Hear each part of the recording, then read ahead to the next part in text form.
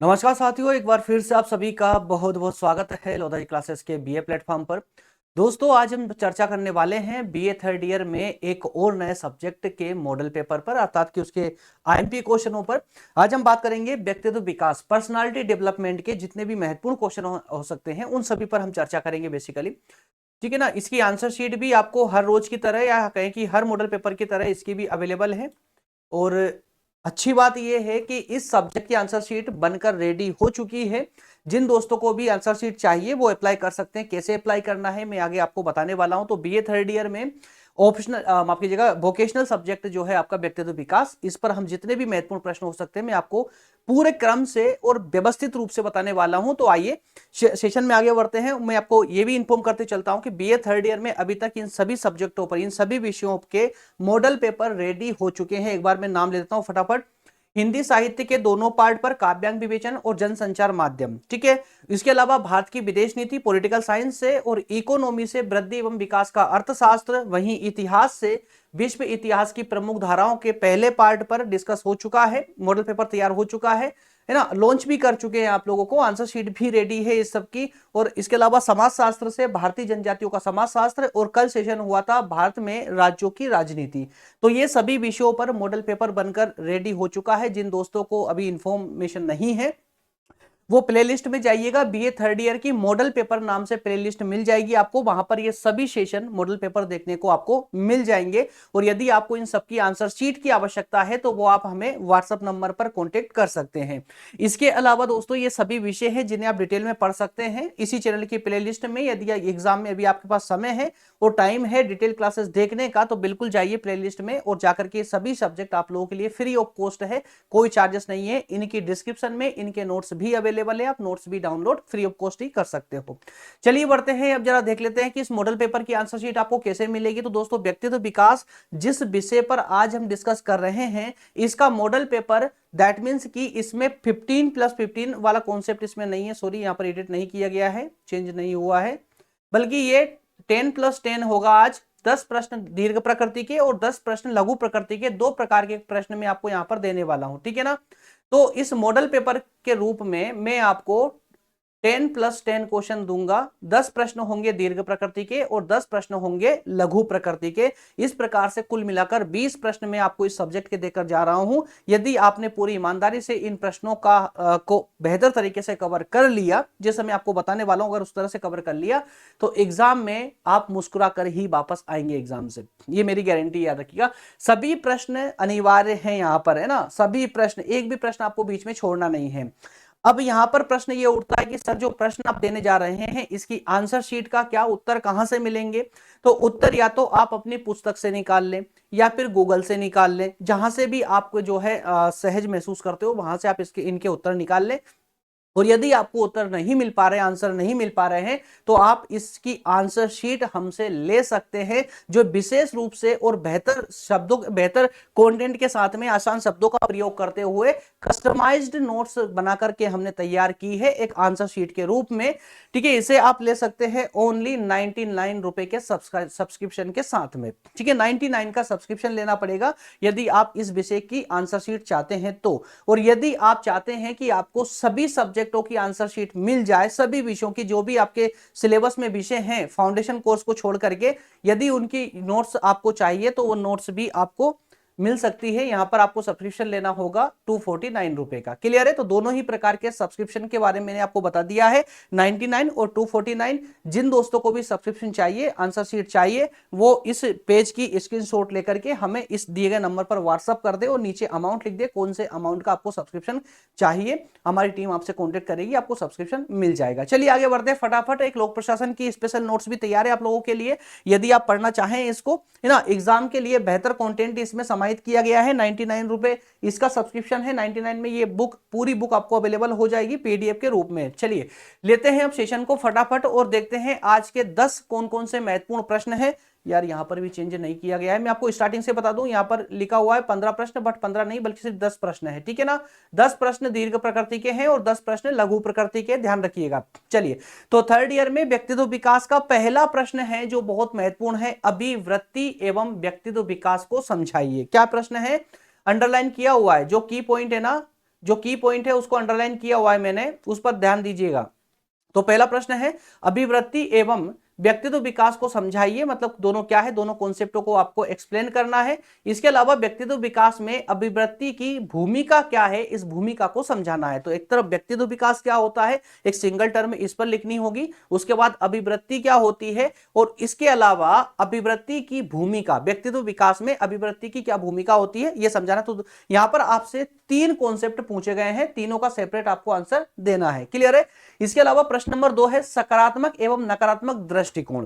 क्या है दोस्तों, सकारात्मक एवं नकारात्मक दृष्टिकोण क्या होता है, इन दोनों दृष्टिकोणों को सेपरेटली समझाते हुए सकारात्मक एवं नकारात्मक दृष्टिकोण रखने वालों में अंतर स्पष्ट कीजिए। या फिर सिंपल वे में अगर कहूं तो सकारात्मक दृष्टिकोण क्या होता है और नकारात्मक दृष्टिकोण क्या होता है और दोनों में क्या अंतर है यह समझाना है। क्लियर है। प्रश्न नंबर 3 में आप देखेंगे व्यक्तित्व विकास कौशल की प्रत्याय क्या है और इसकी आवश्यकता क्यों होती है व्यक्तित्व विकास के अंतर्गत। ठीक है, तो व्यक्तित्व विकास कौशल की प्रत्याय क्या है और इसकी आवश्यकता को समझाइए। क्लियर। चलिए थोड़ा स्पीड से कंप्लीट करेंगे आज के मॉडल पेपर को। समय थोड़ा सा, आज समय की थोड़ी सी पाबंदी है और समय बहुत कम है आज, क्योंकि आप लोगों का जो है एग्जाम कंटिन्यू चल रहे हैं और अभी एक एक दिन में 2-2, 3-3 मॉडल पेपर हम मुझे रेडी करना पड़ रहा है। ठीक है, क्योंकि फर्स्ट, सेकंड और थर्ड ईयर तीनों ही ईयर के एक साथ एग्जाम आ चुके हैं अप्रैल से, इस कारण से थोड़ा सा एक्स्ट्रा मेहनत हम लोगों की बढ़ चुकी है। खैर आप लोग अगर हमारे इतनी मेहनत कर लो ना तो आप टॉप कर जाओ बीए में। खैर छोड़िए। अच्छा, अगला प्रश्न है तालमेल या सामंजस्य क्या है, यह बनाना क्यों महत्वपूर्ण है। तो व्यक्तित्व विकास के अंतर्गत सामंजस्य की क्या भूमिका होती है या इसका महत्व क्या है व्यक्तित्व विकास के अंतर्गत। तो पूरे दृष्टिकोण, खुला दृष्टिकोण के साथ में पढ़िएगा इन प्रश्नों को, प्रश्न को पढ़ के उसका अर्थ समझिए, इसकी पूछा क्या गया है उस की पॉइंट को समझिए। यदि आपने पूछे गए सवाल को समझ लिया ना, प्रश्न नहीं बात कर रहा हूं मैं, प्रश्न में क्या पूछा गया है आपसे, यदि आपने उसको समझ लिया तो आंसर आप सटीक रूप से दे पाएंगे। और वैसे भी ये दोस्तों व्यक्तित्व विकास वाला सब्जेक्ट है, यहां पर गलती स्वीकार्य नहीं होगी, याद रखिएगा, है ना, कोई गलती स्वीकार्य नहीं होगी। व्यक्तित्व विकास वोकेशनल सब्जेक्ट है आप लोगों का और एक ऑथेंटिक सब्जेक्ट है ये, इसमें किसी प्रकार की कोई गलती एग्जामिनर एक्सेप्ट ही नहीं करेगा।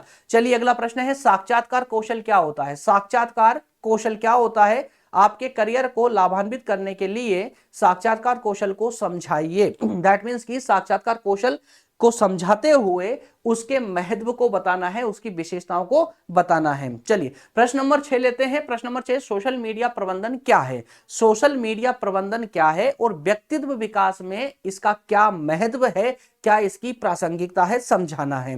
प्रश्न नंबर 7 लेंगे व्यक्तित्व विकास उन्नयन के शारीरिक कौशल को पुरुष एवं महिलाओं के लिए कैसे विकसित किया जा सकता है, समझाइए एकदम सिंपल वे में। व्यक्तित्व विकास उन्नयन के शारीरिक कौशल को पुरुष और महिलाओं के, है ना, लिए कैसे विकसित किया जाता है, समझाइए। तो इसके महत्व पर भी यदि आप चर्चा करेंगे, वैसे अगर आप आंसर शीट लेते हैं तो इसके प्रत्येक पहलू को हमने आंसर शीट में टच किया है, प्रत्येक पहलू को, है ना, ताकि प्रश्न की पूर्ति, प्रश्न के उत्तर की पूर्ति बेहतर तरीके से हो सके। चलिए, और बाकी आप आंसर शीट नहीं भी लेना चाहे ना तो भी कोई प्रॉब्लम नहीं है, आप अपनी बुक से भी इसको पूरे कंप्लीट कीजिएगा, अधूरा मत छोड़ दीजिएगा। चलिए अगला प्रश्न है व्यक्तित्व मूल्यांकन का अर्थ एवं उद्देश्य समझाइए। व्यक्तित्व मूल्यांकन क्या होता है, इसका अर्थ, उद्देश्य। ठीक है, अर्थ हमेशा याद रखिएगा, परिभाषा के साथ समझाना है आपको, उद्देश्य बताना है। उद्देश्य के अलावा अथवा में प्रश्न दिया गया है, अथवा में प्रश्न दिया गया है, एक सेकेंड,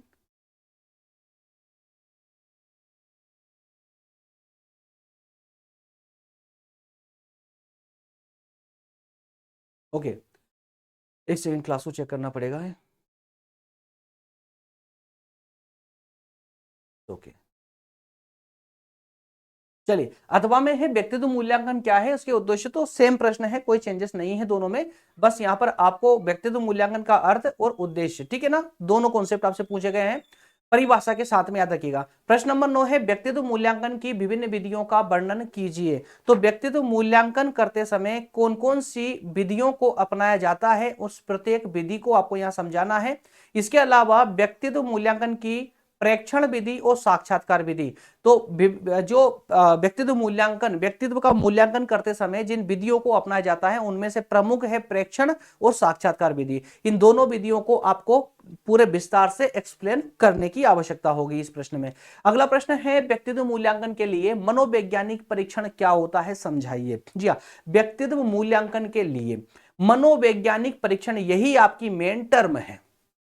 क्लियर। चलिए, तो ये 10 प्रश्न मैं आपको देकर जा रहा हूं दीर्घ प्रकृति के। इनमें से एक भी प्रश्न, एक भी कॉन्सेप्ट आपको छोड़ना नहीं है दोस्तों, यदि आपको एग्जाम में बेहतर नंबरों की उम्मीद यदि आप करते हैं तो। ठीक है ना। चलिए अब लेते हैं दीर्घ लघु प्रकृति के प्रश्न, और लघु प्रकृति में भी 10 प्रश्न ही मात्र देखेंगे। इस प्रकार से जैसा मैंने आपको कहा कि 20 प्रश्नों में मैं आपका ये सब्जेक्ट पूरी तरह कंप्लीट करवा दूंगा।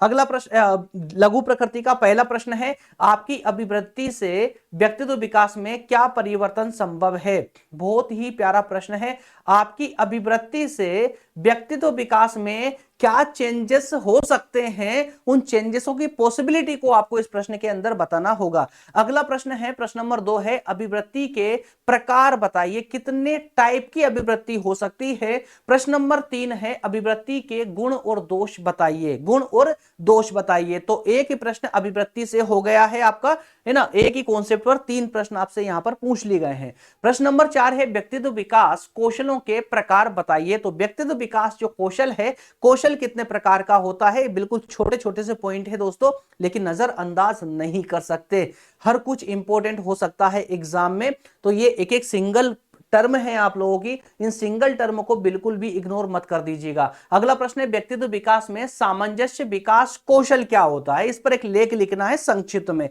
सामंजस्य विकास कौशल। क्लियर है। अगला प्रश्न है, व्यक्तित्व विकास चिंतन तथा समस्या समाधान कौशल पर टिप्पणी कीजिए। चिंतन तथा समस्या समाधान कौशल।